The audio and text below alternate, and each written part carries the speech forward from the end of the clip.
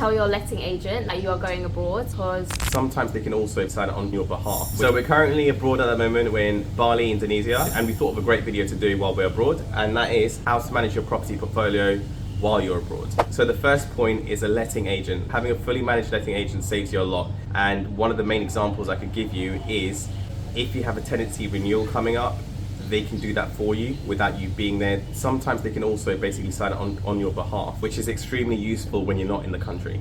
They also do all the running around for you, so you don't have to chase up any tradesmen, renewals of policies. If any tradesmen are late, they have to deal with that, and it's not us two running around for that and calling up people.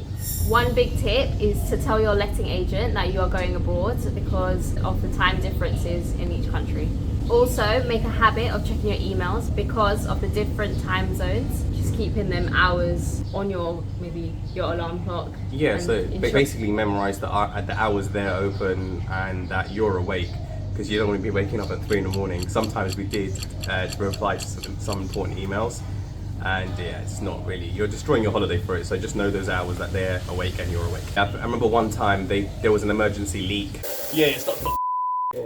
And they tried to call us on our phone, and obviously we turned off our data roaming, and as Liz said, just tell them you're going abroad and tell them to contact you by email. Data is key when you are on holiday, so don't skimp out on your network provider, and make sure you have a data plan when you are abroad. And if you use WhatsApp, to be honest with you, like tradesmen, they don't even know that you're on holiday. Well, unless you're in a third world country where the signal's quite bad, then they'll be like, are you abroad?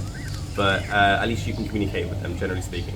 The next point is if you have any policy renewals, for example, your property insurance, you might have a gas safety certificate, you might have an electrical certificate. All these things need to be done beforehand.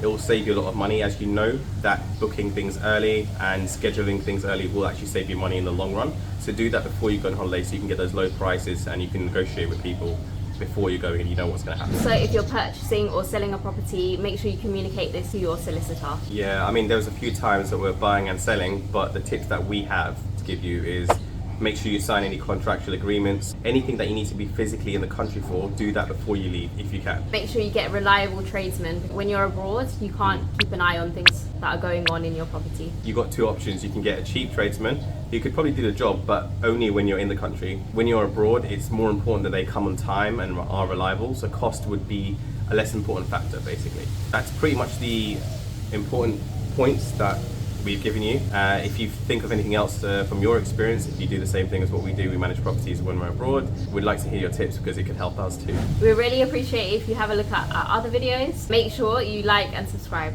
Yeah. Until the next video.